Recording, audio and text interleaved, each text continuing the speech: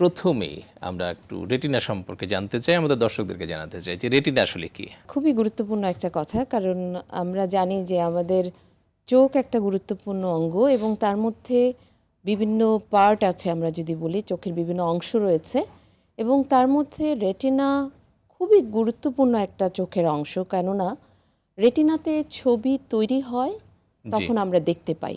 এটা আমরা যদি ক্যামেরার সাথে তুলনা করি তাহলে ক্যামেরার ফিল্মে যেমন ছবি তৈরি হয়, রেটিনা হচ্ছে চোখের ফিল্ম, রাইট। যেখানে ছবি তৈরি হয় এবং ওই ছবি তখন একটা নার্ভের মাধ্যমে ব্রেনে চলে যায় এবং আমরা দেখতে পারি।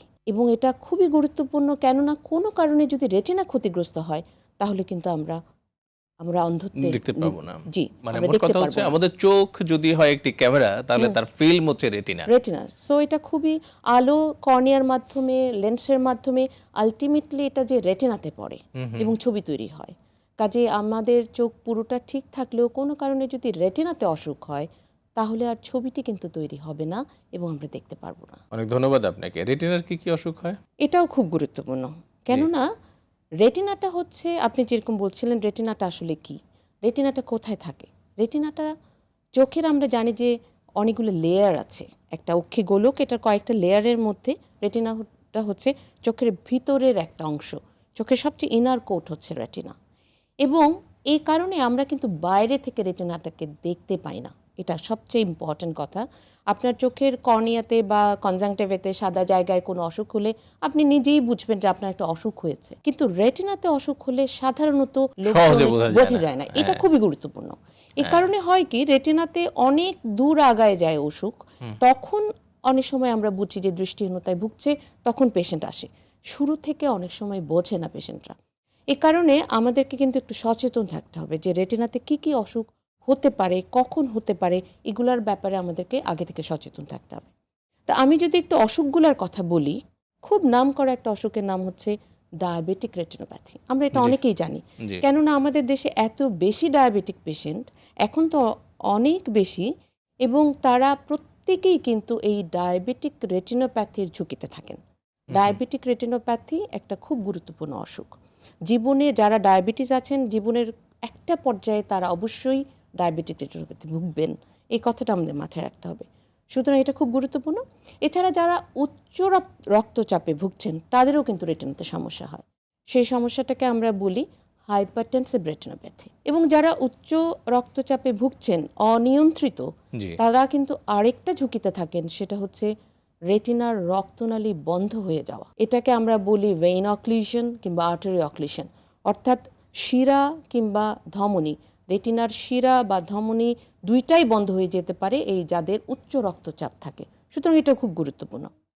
এরপরে আমি আরও বলবো যে বয়সজনিত একটা অসুখ যেটা রেটিনাতে হয়, এটাও এখন আমাদের সবারই একটু, আমি বলবো, লাইফ এক্সপেক্টেন্সি বেড়ে যাচ্ছেন। অনেকে 70 ইয়ার্স বা আরও বেশি বাঁচেন এখন মানুষ। কাজে যাদের বয়স বেশি তাদের চোখের রেটিনাতে একটা সমস্যা হয়, সেটাকে বলে এজ রিলেটেড ম্যাকুলার ডিজেনারেশন। এতেও কিন্তু চোখের ম্যাকুলাতে রক্তক্ষরণ হয়, খুবই গুরুত্বপূর্ণ। বয়সকালে চোখের দৃষ্টিহীনতার এটা একটা গুরুত্বপূর্ণ কারণ।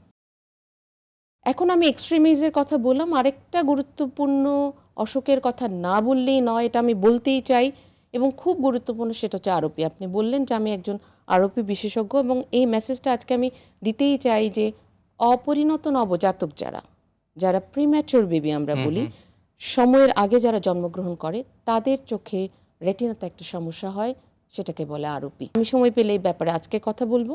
আরেকটা ব্যাপারে একটু বলতে চাই, যেটা খুবই কমন, আমাদের অনেকেই, আমাদের ছেলে মেয়েরা বা আমাদের অনেকেই ভারী চশমা পরেন, এদেরকে বলে যে হাই মায়োপিয়া, যারা মাইনাস পাওয়ার অনেক বেশি পড়েন, মোটা ফ্রেম, মোটা গ্লাস পড়েন। এটা কিন্তু কমন, আমাদের বাচ্চারা এখন পড়েই। এটা খুব গুরুত্বপূর্ণ যে তাদেরও কিন্তু চোখের ভিতরের রেটিনাতে একটা সমস্যা হয়ে থাকতে পারে।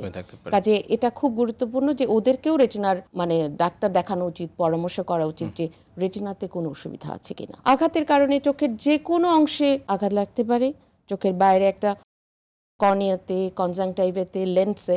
কিন্তু খুব গুরুত্বপূর্ণ হচ্ছে যে একটা ক্রিকেট বল আসলো, চোখে আঘাত লাগলো, কিংবা একটা ঘুষি চোখে লাগলো, বাইরে থেকে হয়তো কিছু বোঝাই গেল না, কিন্তু চোখের ভিতরের রেটিনাটা ছিঁড়ে যেতে পারে।